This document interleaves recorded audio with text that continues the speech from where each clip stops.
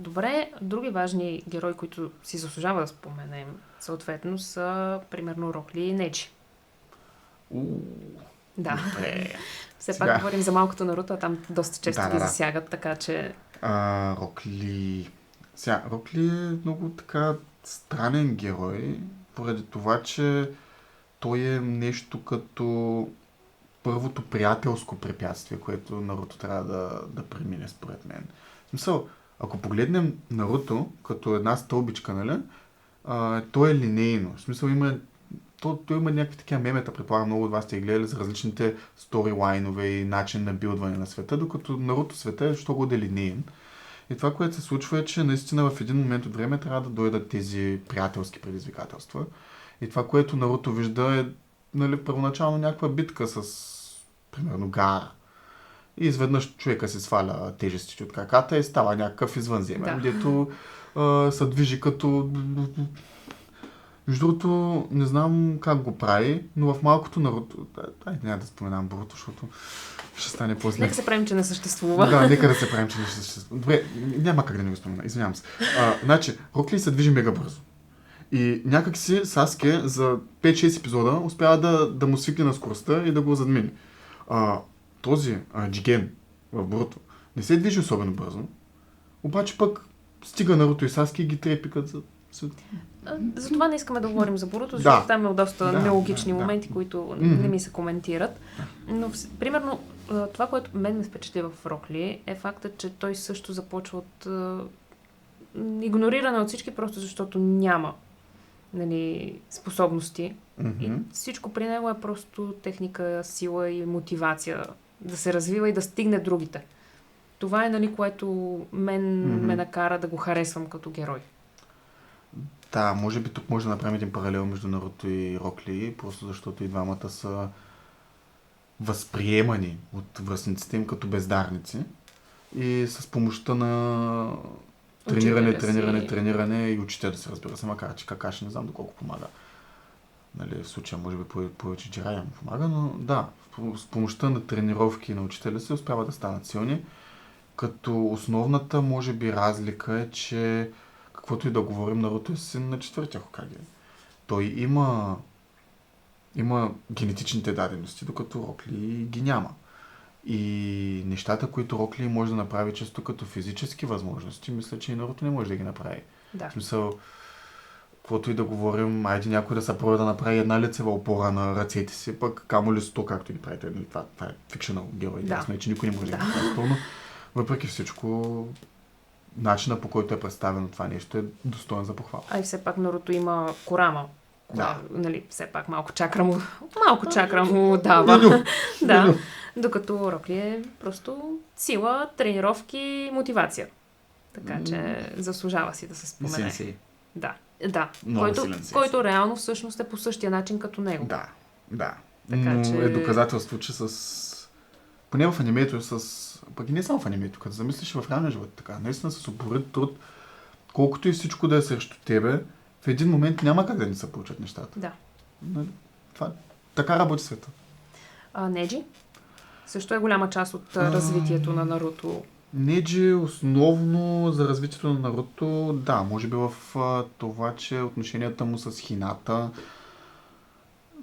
дори и преди отношенията му с Хината всъщност, като се замисля, Наруто вижда в Неджи нещо различно. Той вижда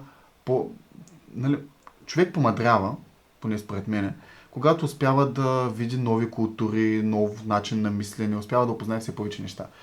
И Наруто е свикнал с нормалните си приятелчета от академията, Шикамаро, Чоджи, бият се, правят пакости. Изведнъж попада на Неджи, който има някаква идеология, някаква различна идеология. Неджи се появява там и му казва, аз мразя всички, що мразя всички?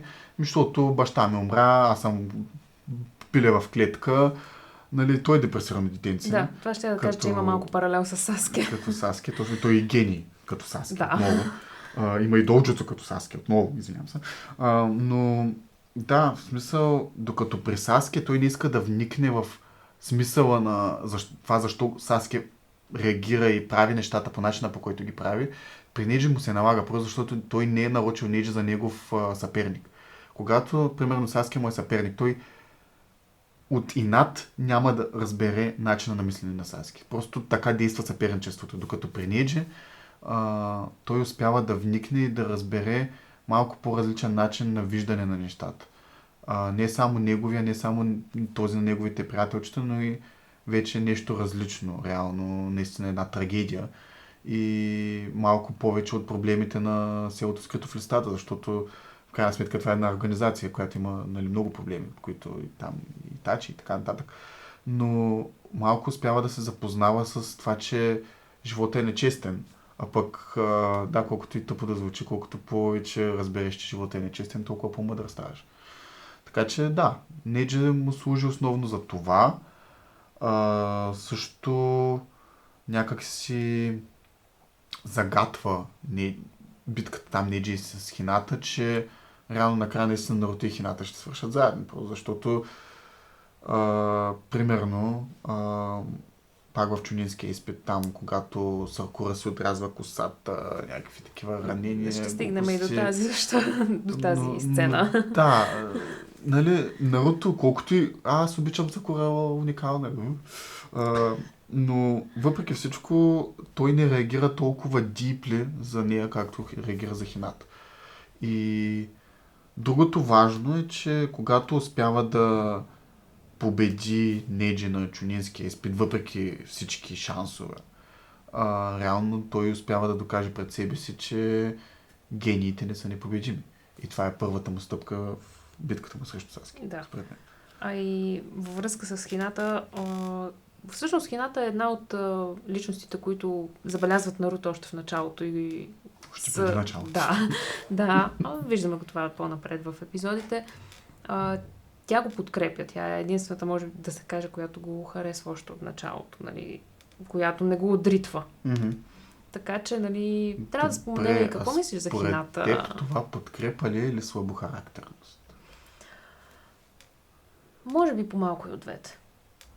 Добре, съгласен съм, но да, в смисъл, определено тя много харесва Наруто. Да. Определено го подкрепя. Това го виждаме вече в битката с Пейн. Нали? Тогава подкрепа там беше... Опита се. И да. И реално, ако не беше тя, Кюби нямаше да се разбесне, нямаше да се появи четвърти. Нали? Не знаем какво ще да се случи, но Наруто беше хванат. Да. И благодарение на Хината малко или много, Наруто се отхвана, ако има такъв глагол. Помога. Да. Но да, истината е, че Хината в малкото Наруто действа изключително слабохарактерно. Не мисля, че това е проблем. Сега, в крайна сметка, за да се построи, ако може така да се каже, един характер на едно малко същество, едно дете, било то тинейджър, било то...